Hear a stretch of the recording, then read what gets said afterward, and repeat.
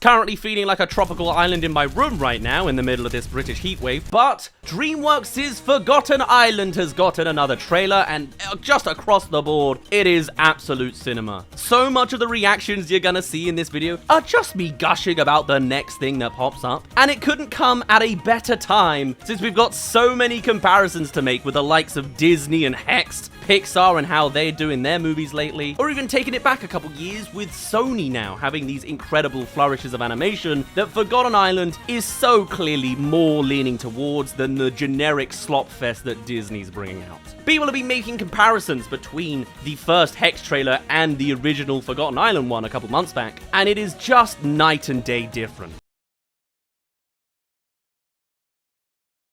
Yeah, nice. This feels, even though it's, quite recent off it, this feels like it's on the same kind of level as Sony and K-pop Demon Hunters. It's that kind of eclectic, energetic characters, a lot of that 2D layering on top. And again, if we go into that side of things, it allows our female protagonists to be a little silly, to be a little goofy, in a way that you look at Disney's Hexed and that it's just a carbon copy of a princess, Technically, with Hexed, the protagonist looks ugly for a few frames. I made a thumbnail out of her sneeze for a reason. But when you compare it to this, they just feel so much more alive, man. So much more real. With people having complaints that the Hex trailer has all of its moments focused in the center of the frame, Forgotten Island is of course avoiding that trap and then going far forwards in every other example of animation. There are so many baked in this little trailer, I can't even remember them off the top of my head. Here's one of them. All of these shots have some little animation thing I could gush about. I'll try not to, but you could just see it's just going off on one. The werewolf guy changes his limbs constantly. The way the villain runs, again, very Sony. I get Spider-Verse and Octavia in that. The character designs and their motions, their motivations, and just the character in general is so well established and unique and different. What a cast. I'm enamored. Brilliant, right? Absolutely incredible execution of animation, and this trailer is absolutely full of it. I would go on to say the biggest takeaway I've got from this is whoever the hell the marketing team are behind DreamWorks now fully understand the assignment. In America. It's exciting. Joe, the chicken! Wow, nice, classic, even better. It's so refreshing as well to have a university story. We kind of don't get those very often in animated movies. It's either completely otherworldly, unattached to the education system, or it's literally Toy Story 3 and Mitchell's vs. Machines. That's it. It's nice to see characters a little bit aged up actually in the workforce and adding a little bit of symbolism.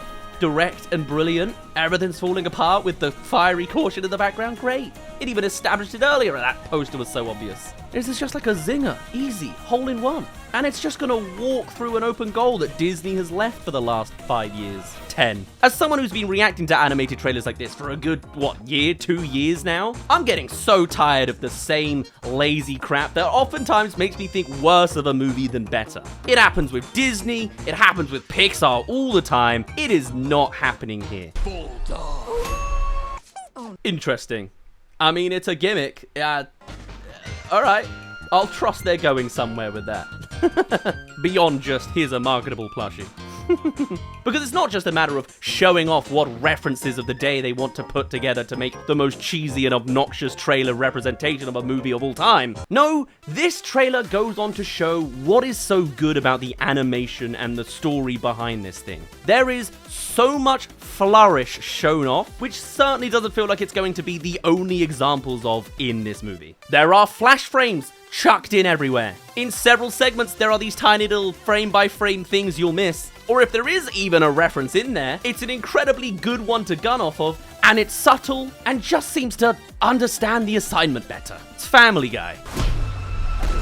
Okay, I'm gonna... Oh god, I feel like I just saw 2 Easter eggs in the middle of that as well. The little details, I'll get into it now. There was, for a start, an impact frame on him being hit. How does that look? Wow. Oh, we got 2 of them, a whole 2 frames of a barefoot walloping him in the face. Love that. And the X's in his eyes. When was the last time we saw impact frames in a 3D Western movie? This feels like an anime thing. I love the inspiration there. And then as well, his death pose. That's the Family Guy death pose. This movie's got memes and it knows how to hit them. If anything, that's probably one of the best certificates this movie could achieve. That is such like a not in your face, I'm calling out the meme. It's just a little tiny, fast-paced little gag in there. Subtle. You don't need to know where it's from. You just recognize it. Brilliant. Wow, I'm even more on board with this movie now. I feel like the people get it. They understand it. They know what they're doing. What a surprise. The Puss in Boots Last Wish guy. All the while, the other thing that movies like to do as a little flourish that I'll always praise when I get around to doing a terrible or an amazing review on something is the sudden change in animation style to show off something else, which these guys just outright put in the middle of the trailer. Last night, I was finishing my Beachbody workout. Okay, wow, oh my god, there's more. I was gonna make a comment about the fact that the lady clearly has wings now, suddenly. I thought that was like an endgame spoiler. I guess that'll be a surprise later. Now we're cutting to a 2D animation piece of a flashback. This movie has it all. It is just showing off. No notes. This is a 10 out of 10. For the flourishes, the symbolism, the stylization, and the execution of every little bit, I can't gush about this movie more. Did I even have a criticism from the first trailer? My goodness, this is going ham. Finally, a marketing team knows how to impress somebody in a trailer. Show off the good bits. The hardest first step is be good to start. Great! Show me that you're willing to do an extra flourish suddenly in 2D to tell a flashback, and I know that you're gonna put in that kind of incredible stepping above the mark prompt in there. I'm surprised I haven't seen this done more often in trailers, because I am so very sold in this movie. I was already sold based on the first thing and just the pitch and the premise. Having the story being about two characters cherishing the memories of their childhood, all the while the conflict loses their memories, is just stellar on its own. Feeds on memories.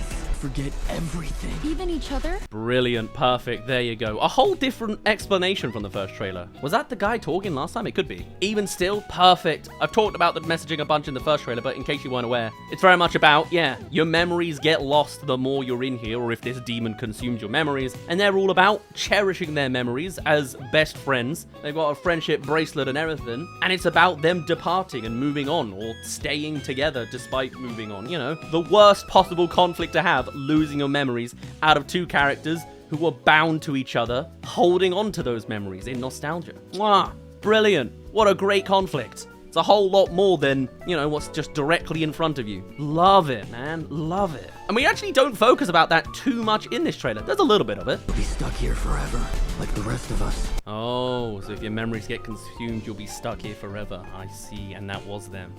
Ooh, interesting. Man, that's kind of tragic. Do you think that means by the end they'll actually recover everybody's memories? Like, you killed the demon, everyone gets their memories back? Or is it a done deal, you know? Either way, at least they're here to assist. That's cool though, man. I'm gonna ramble about the theories probably off this video. But I love that stuff, man. I love that. But all the rest of it really is just that core bond between these two characters and their preliminary introduction to the Forgotten Island. It is a bit of a surprise. It does go in a little bit of a hangover route with them forgetting the first night they spent here, which is a crazy take.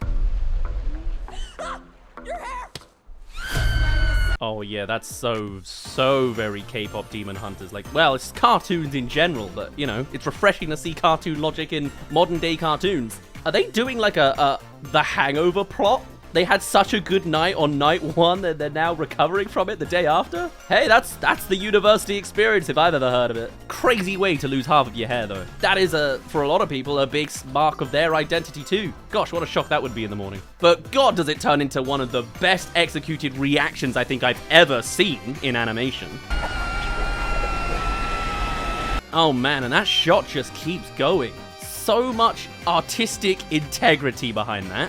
There are a million ways you can react to suddenly your hair is different and half seared off. I certainly haven't seen that take before. Wow, that was just absolutely stellar. You know this movie's going to be stellar. I'm just going to keep gushing about the little details. Not even a little detail, it was the upfront, extended 10-second segment. What a feast, what a sweet treat.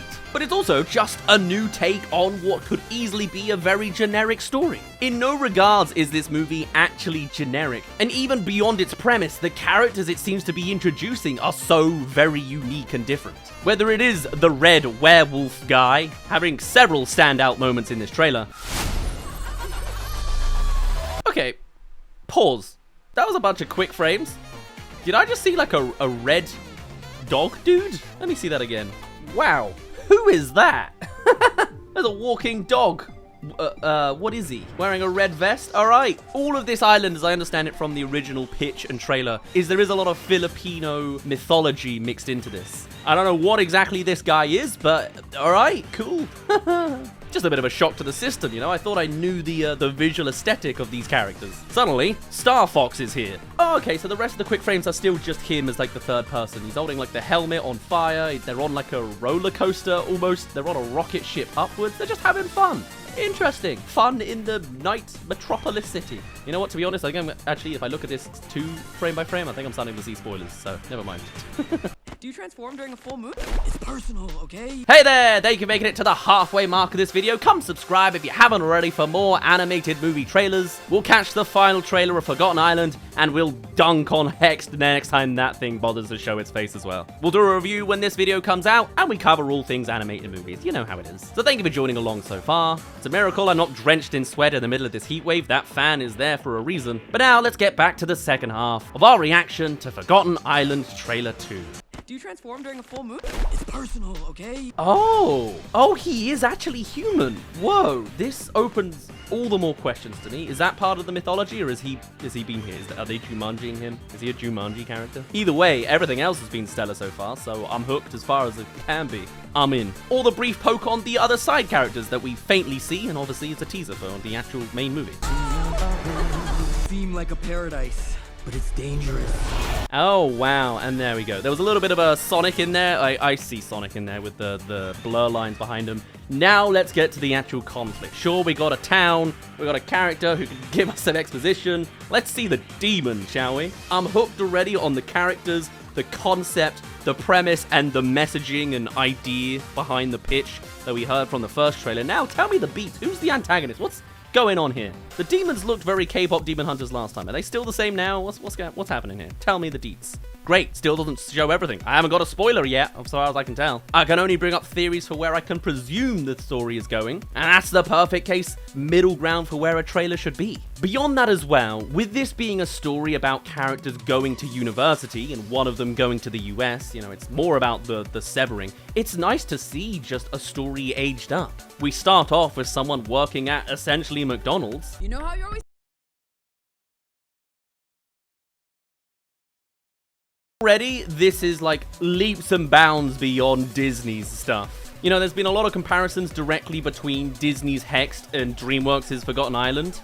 It is night and day. Just the way the characters hold themselves, the way it sort of, you know, has a flair to it that's not the most generic thing you've ever seen. There's actually some frames that are not entirely baked into the central part of the frame. This is just your classic goodness. You can see exactly what's going on here. The motivation speaks for itself. She's literally putting fries in the bag as she speaks. Oh my god, the chicken! Like, it just keeps going even further. I love it. The voice acting is brilliant. I never really critique voice acting in animated movies. Generally, they do well. It's a shame that they're celebrities and they're not always professional as of in the voice acting role. But that guy was killing it. I love that. Match cutting as well. Easy. Oh, man, like, I could just gush about all the tiny details. It's nice to see cinema. I didn't realize I've been so starved of this stuff. And though it does happen, it's a little rare. It's nice. It's a unique thing with open grounds to do new stuff with. We're not kids anymore, Joe. This as well is such an interesting message when an animated movie bothers to touch on it. Of like, how do you address the growing up element of a child's experience? There's so many kids movies for kids. It's so interesting when a movie's like, okay, we are not kids anymore. We are growing up. What are we going to tell as we age, as our audience is constantly aging? I assume it's a thing that more so is covered in like teen TV shows, but to actually see it on a mainline movie for the cinemas, it's surprisingly rare. And I'm really interested to see how they direct this message. Even though it's just, you know, we gotta go to education. We gotta move on. I guess it's the idea of moving on and cherishing the memories. It's all good. It's great, you know? It's far better than tech versus toys, but we're not actually gonna talk about the problem of tech, or nature versus government, and then you just make sure work with the government, you know? It's not Pixar. Pixar wouldn't tell this story. And when the only accolade you need to showcase in your trailer is that it was made by the director of Puss in Boots: The Last Wish, you can be guaranteed that you're set for a phenomenal cinematic time, if not just from the fact that you actually get to see it with your own damn eyes.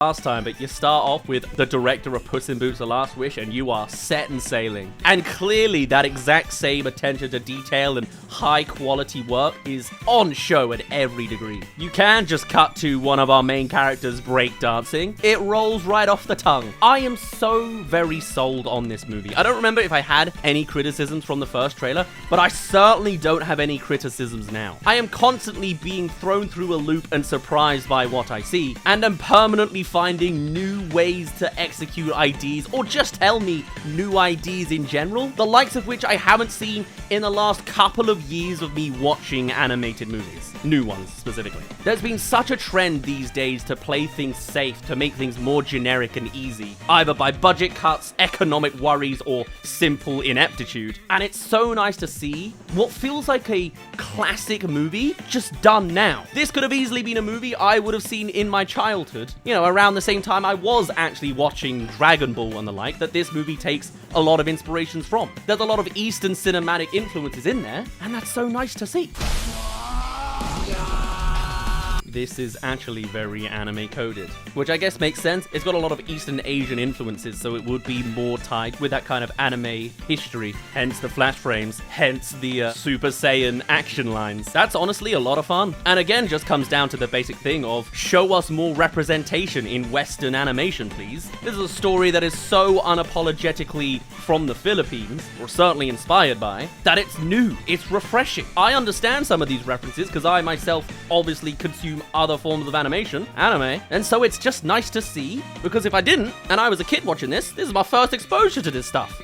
Brilliant! Well, maybe I'd recognize Dragon Ball, but still. And during these modern times where everything seems to be just getting more generic, Disney getting the most complacent they've ever been, and Pixar, you know, they're making good movies, but not the same hard-hitting classic ones, and also coming with messages that kind of, you know, don't work, very corporate takes. It's so nice to see other studios kind of flipping on quality, with Sony doing their absolute best in K-pop Demon Hunters, and DreamWorks doing this phenomenal work here. Their stylizations are similar, but clearly unique and different, because they're both uniquely different artistic masterpieces. And if they're gonna be inspired by each other to then just make a further improved product, I'm not gonna stand in their way. Sony right now are my favorite animation studio, but if DreamWorks keeps this kind of consistency up, I think it could comfortably be a close call. Beyond just the anime references and the impact frames in there, just having the same looseness that K-pop Demon Hunters has, with female characters allowing themselves to be ugly and silly, it's just a nice trend to see out of these two studios.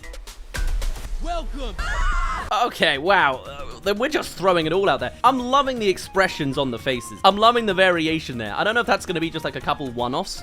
Again, I'm getting very K-pop Demon Hunter vibes, but considering that was one of the best movies of the year, what was that, last year, the year before? That is not a bad accolade to be chasing. Also, Red Fox is here. And I guess if I was to come up with one criticism, but even then it's probably baked on the same influence here, it's that the demon looks good. You know, they do some good framing with her. She looks great. They never come back. Nice design of the villain. Horrifying. Add in a wide-angle lens and super low down, you're set. You're sorted. No, don't need to say any more than that. No notes. But she does still look a lot like a K-pop Demon Hunters demon. I'm sure it's just the same baked-in influential source, you know? One's based from Korea, one's based from the Philippines. Maybe there's a source material that overlaps back in the centuries ago. But if that's the only criticism I can really come up with, and even then is probably going to fall apart the moment I did a hint more research into it, then clearly this movie is setting up to be what I suspect could easily be my favorite or the best animated movie of this year. When its rivals are the likes of the Mario Galaxy movie, Hexed, and I don't know, Minions 3, kind of sounds like an open goal, and thankfully they're not clashing with Sony this year. If that ever comes around, DreamWorks and Sony bring out a hit at the same time, that'll be a serious day in cinemas. Because right now, those two are the main heavy hitters of the animation industry. And I'm happy to see it. I support it all the way. Oh Oh man, and we got even more of the flash frames with like the lightning. Is that flash frames at that point? Just black and white frames in there, isn't it? Also, I'm not unnoticing the comparisons with one character having demon wings, just like the demon. Is she herself gonna turn into a demon? You see the layers, you see the visual things they're telling here. Brilliant. It's all coming together. Oh man. Oh man. Forgotten Island. On that note, though, I'm going to finally put a pin in it there. Well, unless you want to see another gushing reaction. I've probably got loads in the backlog to show you. Here's one. Oh.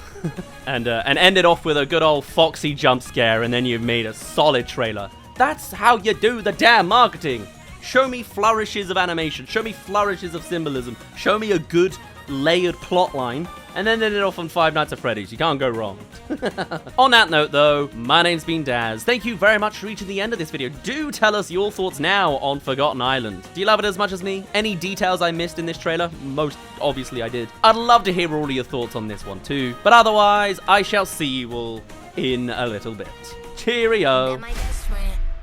Oh, September 25th. I need to get that damn written down.